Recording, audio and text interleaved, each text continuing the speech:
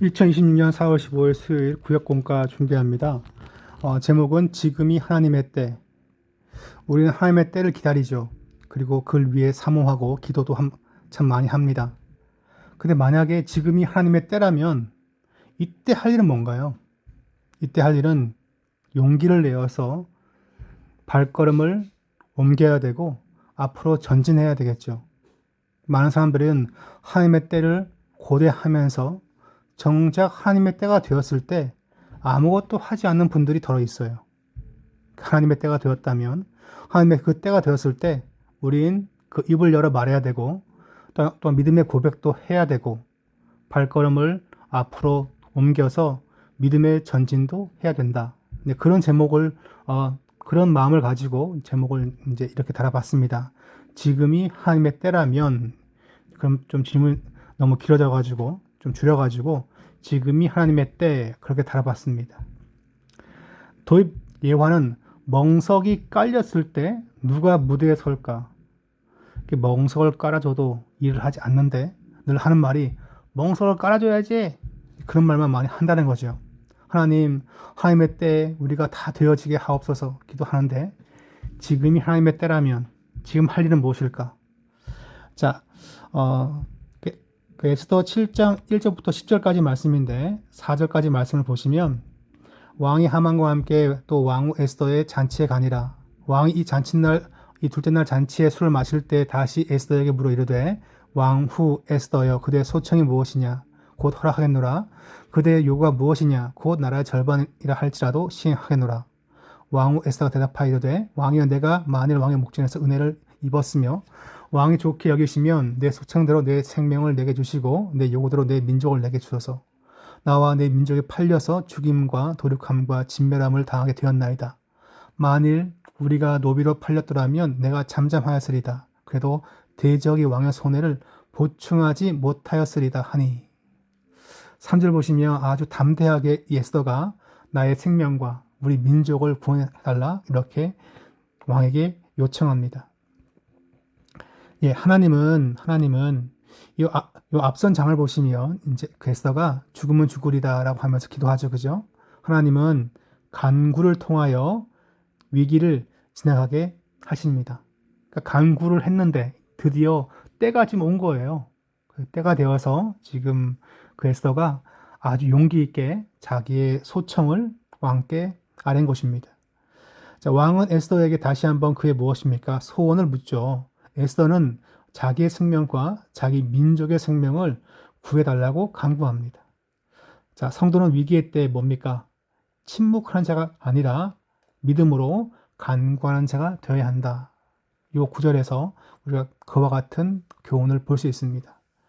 그러니까 위기의 때 그냥 하나님, 전 그냥 기도만 할게요라고 계속 그냥 기도만 하는 것이 아니라 그 위기의 때 내가 말을 해야 되고 앞으로 나가야 한다는 거예요. 그것을 저는 이제 믿음에 근거한 행동인데, 그러니까 위기의 때 침묵한다는 것이 아니라 믿음으로 간구하면서 발걸음을 앞으로 디뎌야 한다는 거죠. 성도는 자신의 자리에서 무엇입니까? 진실을 말하고 공동체를 위해라고 하는 게 말이 맞겠죠, 그죠? 위해 간구해야 합니다. 나 혼자만 잘 먹고 잘 살고 건강하고 그것으로 은혜 받았다라고 간증하는 분들이 가끔 있는데, 함량 미달의 간증이에요. 그런 것들은 그냥 혼자만 잘 먹고 잘 사는 것이 아니라 여호와의 백성과 함께, 다른 성도와 함께 이 믿음의 경주를 함께하는 게 중요한데, 여하간에 자신의 자리에서 공동체를 위해서 기도하고 간구하고 또한 도전해야 한다는 거죠. 자, 질문. 오늘날 우리에게도 말해야 할 때가 있고 간구해야 할 때가 있다면 그것은 어떤 순간일까? 우리가 도저히 해결할 수 없는 시간, 도저히 답을 찾을 수 없는 시간, 찾을 수 있다면 사람들은 그 답을 시도하겠죠, 그죠? 답을 찾을 수 없고 또한 길이 도저히 열리지 않는 그 시간에 성도가 할 일은 무엇인가 말하고 간구하는 것입니다. 지금 이제 저 이란 사태 때문에 그 호르무즈 해협댐이 닫혀가지고 국제적으로 경제가 지금 어지럽습니다. 참 어렵죠, 그죠? 이 시기에 우리는 답을 구하기 쉽지 않습니다. 미국과 이란은 각자의 유익을 위하여, 각자의 이익을 위해서 싸우죠. 이럴 경우에 우리는 뭘 해야 할까? 하나님께 간구하고 우리가 할 바를 하는 것이 믿음 있는 성도가 행해야 할 것이 아닌가 싶습니다. 몸이 아플 때, 또한 교회가 큰 시험과 시련이 있을 때, 시련과 시험이 없을 때에는 그냥 교회 생활이 별게 긴장이 없지만 교회 내에 시험 들게 하는 자가 교회를 전체를 막 힘들게 만들 때 그땐 어떻게 해야 할까? 그럴 때도 역시 무엇입니까? 바로 간구를 통하여서 그 위기를 지나가야 한다는 거죠. 하나님은 자, 두 번째, 악을 드러내시고 악인을 지목하게 하신다. 하나님의 때가 됐어요. 그리고 기도하는 가운데 지금 에스더가 용기 있게 말했습니다. 자, 5절, 6절이죠. 그죠? 밑에 가보시면 5절, 6절. 아수르 왕이 왕후 에스더에게 말하니 이르되 감히 이런 일을 심중에 품은 자가 누구며 그가 어디 있느냐? 에스더가 이르되 대적과 원수는 이 악한 하만이니 하니 하만이 왕과 왕후 앞에서 두려워하거늘 이라고 나와 있습니다. 그러니까 자신만만하게 그 얘기를 다 한 겁니다. 그래서 왕은 감히 이렇게 한 자가 누구냐 하면서 분노 가운데 묻습니다. 분노. 이 분노라는 게 불이 타는 거거든요. 막 화가 막 끓듯이 그렇게 얘기한 것입니다. 지금 여기 보시면 이렇게 나와 있는데 심중에 품은 자가 누구냐?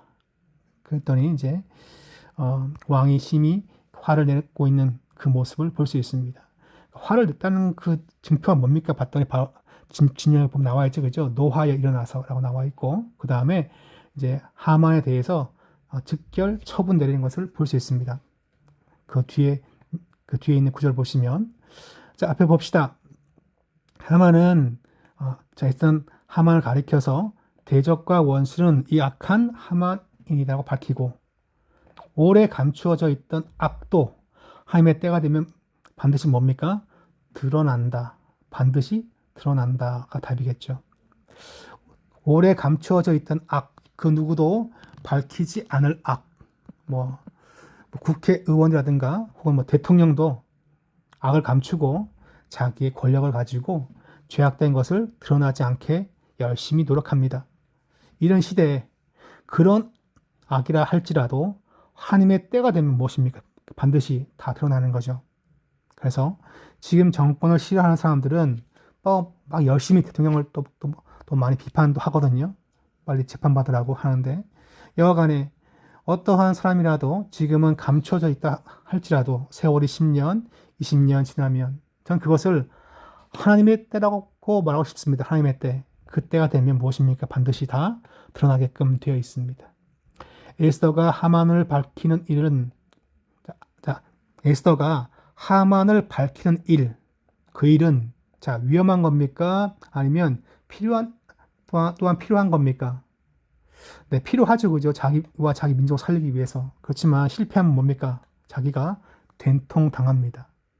목숨을 내건 거죠. 그러니까 에스더가 죽으면 죽으리다라고 한 말은 이 일이 나라의 정세가 180도 뒤집힌다는 걸 알고 있는 거죠. 상당히 위험한 겁니다. 대부분의 사람들은 이렇게 위험하면 해야 되는 것이지만 그냥 침묵하죠. 그죠? 이게 참 안타까운 현실이죠. 근데 에스더는 무엇입니까? 기도하는 가운데 하나님께 맡기면서 그 위기를 통과하여 지나갑니다. 두 번째, 공동체 안에서 악이 드러나지 않도록 막는 요소가 있다는 거예요. 그게 뭐가 있을까? 악이 드러나지 못하게 만드는 것이 뭐가 있을까요? 죄악된 것을, 그러니까 공동체 리더가 악에 대해서 무관심할 때, 또한 공동체 리더가 악에 관여되어 있을 때, 공동체 전체가 그 전체가 악을 인정할 때, 받아들일 때, 그럴 때가 되면 약한 것은요 쉽게 이렇게 제거가 되지 않습니다. 하나님의 특별한 개입이 필요하겠죠. 자, 그래서 하나님께서 무엇입니까? 하나님은 그럴 때 악을 드러내시고 악한 자를 지목하게 만드시는 분. 그러니까 우리는 하나님의 때를 기다리면서 하나님께 뭐합니까? 간구를 통해서 위기를 지나갈 필요가 있는 거죠. 내가 밝힐 방법은 없습니다. 하나님께 맡기는 거죠. 세 번째, 하나님은 교만한 자를 뭐합니까? 낮추시고 자기 백성을 위한 길을 여신다. 열어주신다. 여신다. 자, 교만이 무엇입니까? 우리 지난번 공과에서 한번 했는데 교만과 겸손의 정의가 뭡니까? 라고 한다면 하나님께 간구하는 자가 겸손한 거예요. 쉽게 말해서. 하나님을 무관심하게 살아요. 하나님을 노골적으로 대적하거나 하나님에 대하여 무관심하다면 그것이 바로 무엇입니까? 교만이죠. 지가 지 인생 사는 거니까 그게 교만인 것이고 하나님 앞에 자기를 낮추는 거죠. 그게 바로 겸손입니다. 그러니까 겸손과 교만의 정의가 이 역대상하라든가 에스라 느헤미야 그 에스더를 보면 분명한 겁니다. 전능자 하나님 앞에 자신을 굴복하고 낮추고 기도하면 그게 겸손이고 길이 열리는 것이고 그 앞에 대적하거나 무관심하면 그게 교만인 것입니다.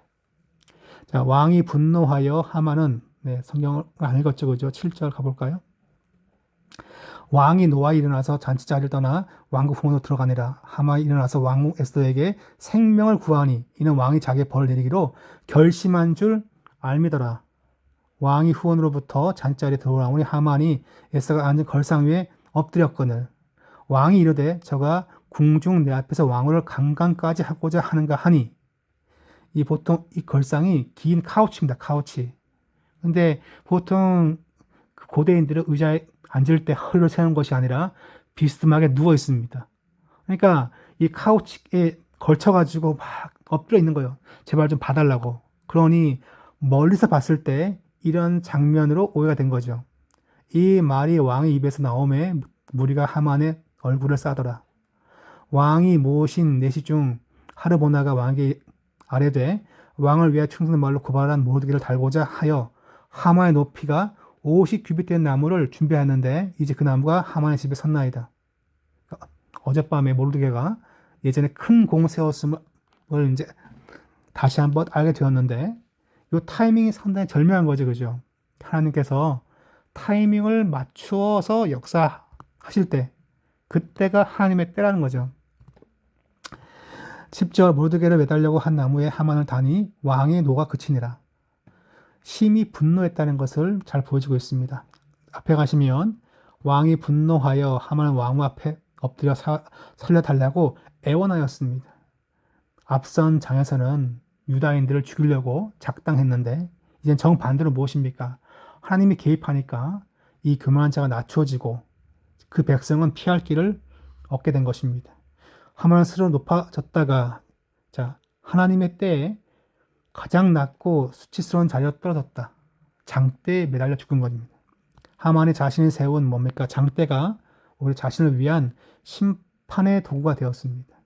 인생은 종종 자기의 꾀를 많이 부립니다. 근데 그 꾀가 자기를 넘어지게 만들 수도 있습니다. 내가 이때 지금 여기에 돈을 투자하면 지난번처럼 잘 벌겠지 했는데 아파트 상가를 구매했는데 깡통이었습니다. 그래가지고 힘든 목회를 하시는 분도 있습니다. 예, 그렇습니다. 이게 자신이 세운 계획이라든가 꾀 때문에 우리는 종종 넘어질 때가 있죠. 하나님을 무엇입니까? 경외하고 겸손히 행하는 자가 되는 것이 중요합니다. 저 역시 이 말씀을 통해서 제 자신을 많이 비춰봅니다. 난 과연 겸손한가? 뭘 자랑하지 않는가? 예, 하만의 몰락은 단순히 정치적 실패가 아니라 어떤 원리를 보여주는가? 하만의 몰락은 뭡니까? 하만의 몰락은 어떤 교훈 줍니까? 그러면 이거예요. 인생은 교만하면 죽는다. 그러면 교만의 정의가 뭡니까? 교만은 하나님 없이 자기 마음대로 자기 욕심대로 사는 거죠. 그러니까 이 사형리에 보시면 죄의 정의를 설명할 때 아주 재미있게 설명해요. 하나님에 대해서 대적하거나 하나님에 대해 무관심한 것, 둘 다 죄라는 거죠. 자, 두 번째, 자기가 세운 장대에 자기가 달린다는 말씀은 오늘 우리 신앙에 어떤 경우가 되는가? 앞에 있는 거와 제가 했던 말을 지금 다시 반복합니다. 하나님의 말씀을 따르지 않고 자기 꾀를 부린 자는 그 꾀 때문에 망한다는 거죠. 그러니 우리는 무엇입니까? 하나님 앞에 교만이 아니라 겸손한 자가 되어야 되고요. 앞에 보시면 그 힘든 시기에 꾀를 부리지 말고 기도를 통하여서 간구를 통하여서 그 위기를 지나가는 자가 되어야 한다는 것을 이 말씀은 잘 보여주고 있습니다.